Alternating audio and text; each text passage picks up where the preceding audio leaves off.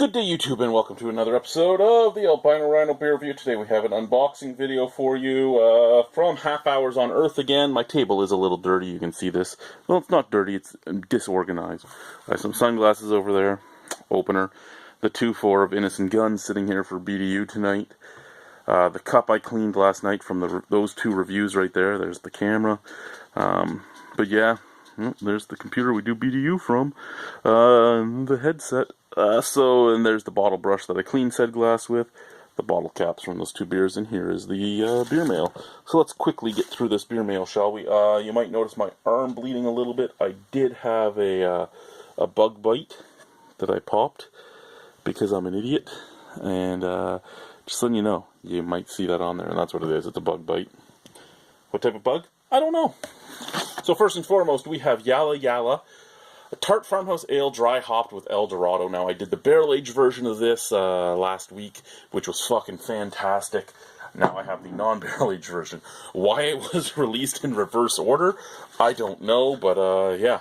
And then also a Yalla Yalla dry hopped with Nelson Sauvin. So again, I did the barrel-aged version of this last week, which was fucking amazing. Now I have the regular. Next, after that, we have Sage Farm, which is a tart farmhouse saison brewed with sage. So I'm really excited to get that guy into me. Next, we have Obscured by Clouds, which is a tart farmhouse brown ale. Now, I actually had this before and I hated it. But this is the barrel-aged version, so we'll give it a shot, right? I'll probably not like it as well, but I mean, you can't like everything from a brewery, and if you say you love every single thing, you're probably lying to yourself. Next, we have White Dwarf, which is a tart farmhouse wit beer, so I guess more like a Goza, with chamomile and sweet orange peel. That's pretty awesome right there. Next, we have Neptunati, which is a black farmhouse ale with vanilla. Now this one I actually really wanted, and it came out 2 weeks ago, but it was the only beer I hadn't had that he had 2 weeks ago. So I didn't want to get that shipped on its own.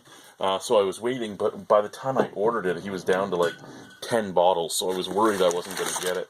Luckily, I didn't have to worry, it was still available. Next, and lastly but not leastly, would be Bush and or Naku, which is a farmhouse saison brewed with wheat and rye. So just a 3-grain saison. All excellent beers for me to try. I'm excited about them all. So 6.2%, 6.5%, 6.8%. Is that 6.8 or is that just 6? No, that's just 6. The Yalla Yallas are both 6.5, and then lastly is the White Dwarf, which is 4.